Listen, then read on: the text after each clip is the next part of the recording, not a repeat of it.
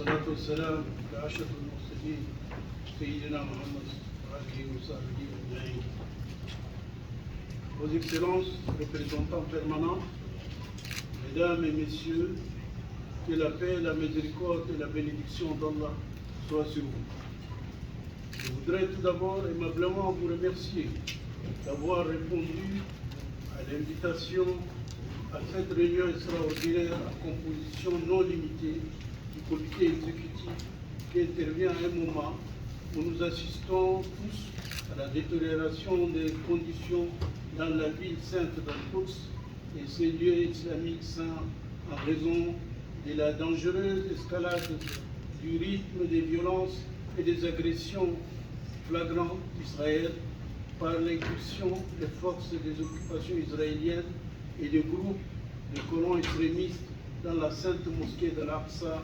et leur assaut brutal contre les fidèles dans son esplanade en blessant et en arrêtant des centaines d'entre eux, ce qui constitue une violation flagrante du caractère sacré des lieux saints et de la liberté du culte, ainsi que des conventions de Genève et des résolutions pertinentes des Nations Unies. Mesdames et Messieurs, alors que nous renouvelons aujourd'hui notre ferme rejet et condamnation de toutes les politiques et mesures d'occupation israéliennes visant à anéantir l'identité d'Al-Quds Chérif et à tenter ou à modifier les statuts historiques et juridiques des lieux saints islamiques et chrétiens qui s'y trouvent, en particulier la mosquée bénie d'Al-Aqsa, nous tenons l'occupation israélienne pleinement responsable des répercussions de ces crimes et violations graves qui pourraient conduire à utiliser la violence et les tensions et déstabiliser la sécurité et la stabilité dans la région. À cet égard, nous réaffirmons que la ville d'Al-Quds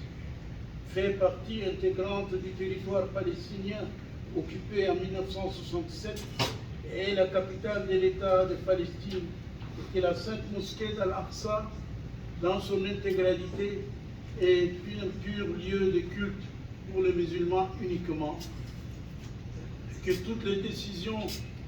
et politiques israéliennes visant à modifier la stature géographique et démographique de la ville et les atteintes au statut historique et juridique des lieux saints qui s'y trouvent n'ont aucun effet juridique et sont considérés comme nuls et non avenus en vertu du droit international et les résolutions pertinentes des Nations Unies. Excellences, Mesdames et Messieurs, ces défis imposés par l'occupation israélienne sur le terrain dans la ville d'Al-Quds Chérif, la capitale de l'État de Palestine, de manière croissante et implacable, placent en nous tous une responsabilité politique, religieuse, historique, juridique, économique, plus que jamais urgente, et nous oblige tous à agir avec plus de responsabilité et d'efficacité, à prendre les mesures urgentes nécessaires pour protéger la ville sainte d'Al-Quds et ses lieux saints, à renforcer la fermeté de son peuple déterminé et lui permettre de faire face au plan de judaïsation israélienne et à continuer de travailler pour défendre l'existence et les droits inaliénables du peuple palestinien. Mesdames et Messieurs, au sein de notre organisation de coopération islamique, nous renouvelons notre appel à tous les acteurs et organismes internationaux concernés à prendre des mesures politiques et juridiques pour contraindre Israël,